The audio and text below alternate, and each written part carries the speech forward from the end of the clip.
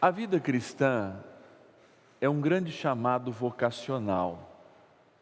Quando eu falo chamado vocacional, na verdade eu estou repetindo a mesma palavra, porque vocação quer dizer justamente chamado. O chamado vocacional da vida cristã é tornar Deus as primícias das nossas vidas. Por inúmeras vezes a gente diz assim: olha, eu coloco Deus em primeiro lugar.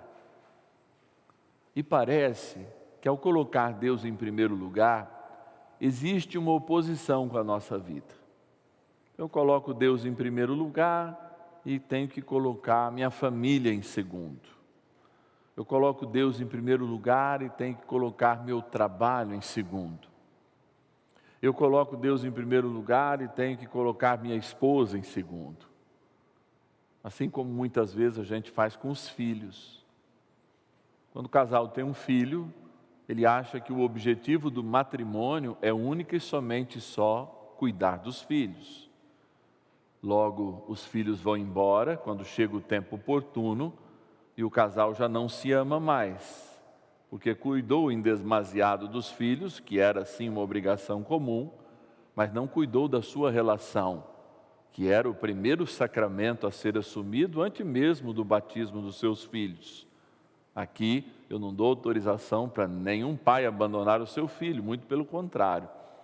Mas para um pai e para uma mãe antes se amarem, porque é a partir do seu amor e da escolha do casal um pelo outro, é que os filhos poderão de fato receber um sinal, inclusive positivo para o casamento e para seguirem o matrimônio. Porque hoje a gente vê a juventude de pais que cuidam em absoluto e que cuidaram em absoluto dos seus filhos, até colocando o seu casamento em segundo plano, e estes e estas não querem mais se casar, porque não veem a felicidade no matrimônio dos seus pais.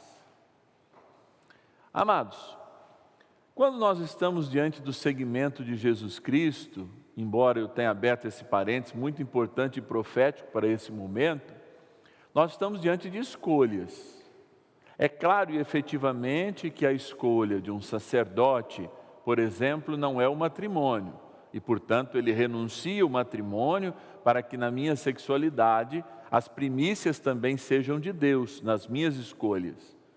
Mas o matrimônio que coloca também as primícias em Deus, não apenas educa os filhos na fé, mas vive um para o outro com amor. Isso é colocar as primícias de Deus. Vivem um para o outro, por exemplo, com a sexualidade. Porque muitas vezes nós esquecemos que o sexto mandamento infere na sexualidade do homem e da mulher, por exemplo, o encontro afetivo e sexual, que é uma bênção de Deus. Quando a mulher ou quando o homem fogem do encontro afetivo e sexual, cometem pecado contra o sexto mandamento. Por quê? Se eu sou celibatário e cometo este pecado, e posso cometer este pecado, quebrando o meu celibato, quem promete uma vida a dois, inclusive no campo da sexualidade, a quebra quando não exerce. E essa culpa nós não podemos levar, porque nós colocamos as primícias no Senhor. As primícias do nosso matrimônio não são colocadas diante de um contrato que nós vamos no cartório, mas elas são colocadas diante de um sacerdote, diácono, ou mesmo de um religioso, uma religiosa, devidamente com a capacidade de assistir o nosso casamento, pode ser até um leigo, um casal, que de fato testemunha uma experiência de amor em que, colocando as primícias da nossa união junto de Deus, nós somos responsáveis afetivamente, materialmente e inclusive na formação dos filhos um pelo outro, por esta união chamada conjugal. No segmento de Jesus Cristo, há inúmeros processos em que o indivíduo assume a sua vocação. Aqui está o Fernando. vocacionado, lá da comunidade do Senhor Bom Jesus, vai assumir a partir do ano que vem todos os conselhos evangélicos, ou seja, a castidade, reafirmando não só o celibato, mas a castidade, a pobreza e a obediência aos seus superiores. Assim, dentro do chamamento cristão, as primícias do Fernando estão lá na vida comunitária, ligada à obediência à oração, lá também na sua sexualidade, a sua castidade, vivida ainda de uma forma mais intensa até mesmo que o celibato, que é ligado aos sacerdotes, porque há alguns sacerdotes em algumas culturas que podem se casar, né? Por exemplo, os sacerdotes de alguns ritos orientais que podem, os ortodoxos na sua maioria de fato podem, né? Mas aqueles que fazem esta ligação têm aquele segmento. E o que Jesus está dizendo é justamente isso. Para aquele que é o seu discípulo, ou seja, para aquele que está próximo, a ponto de dar sua vida como ele mesmo deu, o bem da família fica menor diante do mistério em que ele é chamado, um segmento mais próximo. Diante daquele chamado que o mestre está fazendo, o mestre da lei está respondendo a Jesus, Jesus está dizendo, você para me seguir vai ter que renunciar às coisas deste mundo, ou seja, vai ter que renunciar muitas vezes o conforto de achar que há um lugar para você repousar a sua cabeça. Entendam que cada nível da nossa vocação, ou cada chamado existe de fato, como o matrimônio eu falei, como a vida religiosa eu falei, como o sacerdócio eu disse, existem níveis que de fato nos colocam diante de uma experiência em que eu tenho que me consagrar a este segmento de uma maneira, umas mais intensas, com mais renúncias, outras com menos renúncias, mas eu acredito que todas nos levando de fato ao único propósito que é viver a Cristo. E é interessante que quando nós ouvimos o profeta Amós, nós estamos ouvindo uma ode, um cântico à infidelidade e as consequências da infidelidade.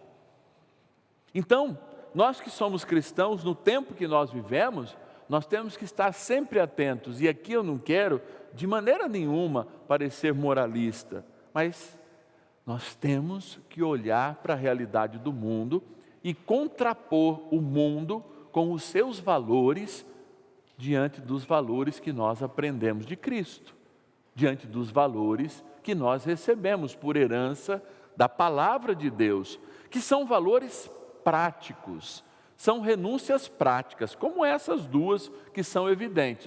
Você vai me seguir? Beleza. Você nunca vai ter uma segurança de uma casa. Você vai me seguir? Vai, beleza. Então, deixe aí seu pai e sua mãe, vem e siga-me. Olha aí que interessante. Tudo que é segmento, antes é uma renúncia. Mas como a gente faz hoje nesse mundo cheio de relativismos? A gente quer ter um pé em cada caminho. Se esse aqui não der certo, aquele pode dar. Então eu vou guardar um pouquinho daquele, né? Como quando a gente era adolescente, né? Estava namorando uma, mas já reservava uma outra, caso essa largasse, ou o pai fosse muito bravo e não aceitasse. Assim é a vida, não é? Ela é feita de renúncias. Mas a gente quer abraçar o mundo. A gente está vivendo essa tendência de fazer da nossa fé um grande mercado, em que a gente vai lá no mercado e escolhe assim, não, eu quero pouquinha renúncia, eu quero só o que tem de bom a fé. Então Jesus vai me curar, eu vou pegar essa embalagem que Jesus me cura. E aí a gente olha atrás e vê assim, olha, Jesus vai curar, mas você precisa de fé. Jesus vai curar, mas você tem que voltar para agradecer. São essas coisas que nós estamos nos desacostumando. Talvez, eu repito, pelo relativismo de vidas que são declaradas cristãs, mas não são de fato, não são no dia a dia, são permissivas, não colocam o Senhor em primeiro lugar. E disso é que nasce o pecado, né? O pecado justamente não está simplesmente na permissividade, né? Permissividade seria até uma palavra muito pesada, mas da permissão de nós sermos limitados. Não, o pecado está na permissividade humana, que vai admitindo o erro aos poucos e vai morrendo, como aquele sapo, aquela rã que a gente vai fervendo na água quente, e ela cai na água quente e não percebe que está morrendo. E é por isso que Jesus fala em alguns momentos da firmeza, e é por isso que em muitos outros momentos desistem do seguimento de Cristo aqueles que verdadeiramente não estão com os dois pés no seu caminho. Não porque verdadeiramente ainda não reconheceram a Cristo, mas porque não têm segurança para saber que para ter uma coisa em Deus, eu preciso renunciar uma porção de outras. Como eu inúmeras vezes falo aqui nas reflexões.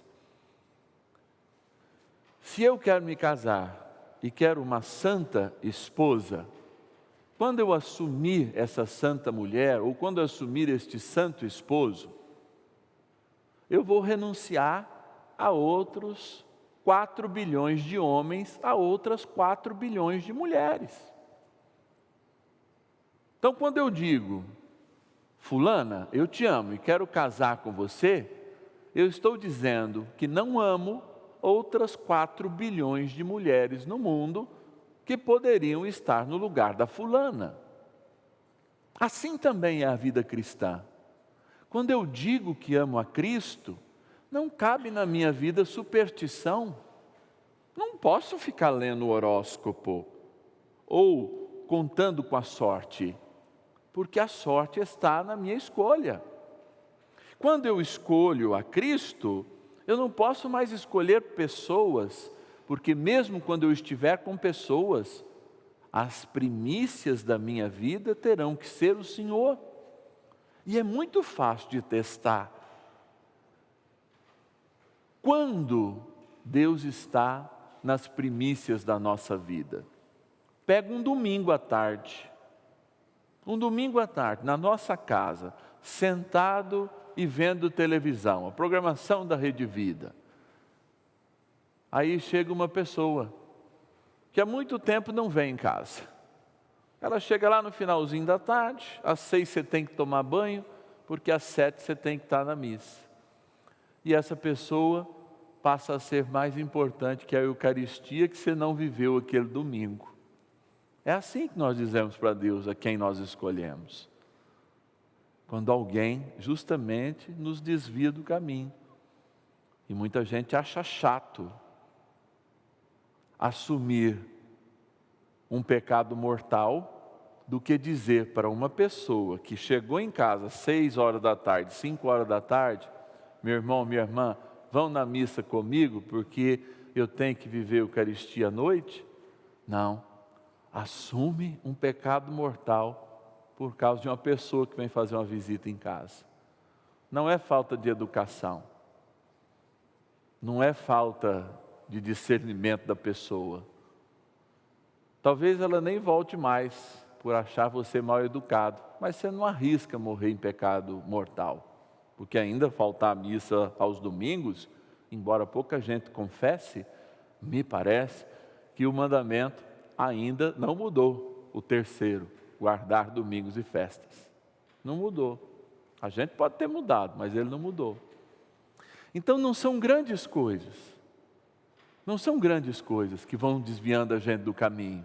Repito, quando eu dou mais importância para uma visita que vem em casa e me tira da missa dominical, que é a única obrigatória para a gente ir numa semana, ao guardar o Senhor, que recado eu estou dando para Deus? Eu sou fiel ou infiel?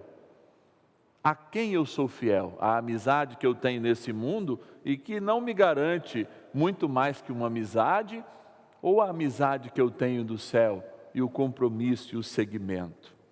E eu estou dizendo uma das pequenas coisas, como eu disse várias até agora, que de fato nos fazem a ter os pés em dois caminhos, para não dizer em dois barcos, mas especificamente em dois caminhos. E o Senhor fala: segue-me e deixe que os mortos enterrem seus mortos. Ou seja, deixe a vida acontecer, porque a vida vai chegar na morte para todos. Mas quanto a você, vem e segue-me. Esse é o chamado cristão. E o que, em níveis diferentes, todos nós cristãos somos chamados. Eu, no meu batizado, comungo essa mesma verdade, o mesmo chamado com você. Você, no seu casamento, comunga outras verdades e outros chamados. Eu, na minha vida sacerdotal, comungo. O Fernando, diante dos compromissos que ele irá assumir, vai comungar de outros compromissos. E é esses compromissos que fazem o seguimento de Jesus. Que, repito, não é só uma igreja, porque ele não é só uma igreja. Não é só um livro, porque ele não é só um livro. É o seguimento a uma pessoa. Porque Deus é pessoa e pessoas três. É Pai, é Filho e Espírito Santo. E esse é o princípio do nosso seguimento. É o início dele e também é o fim dele. Por isso que a gente diz que Deus é o nosso alfa e o nosso ômega. Nosso princípio e o nosso fim. Ou seja, tanto o começo da estrada, quanto aonde essa estrada leva. É difícil ser católico, né? Eu acho que é difícil. Mas não é impossível. Tem um número de santos que chegaram lá, e eu espero um dia, lá na eternidade, estar comemorando esta reflexão com vocês. Talvez depois de alguns anos de purgatório, por termos feito escolhas não tão boas, mesmo no segmento de Jesus, mas nunca divididos, nunca divididos. Eu prefiro cair com os dois pés na caminhada de Cristo, do que ter um pé aqui e outro no caminho do capeta.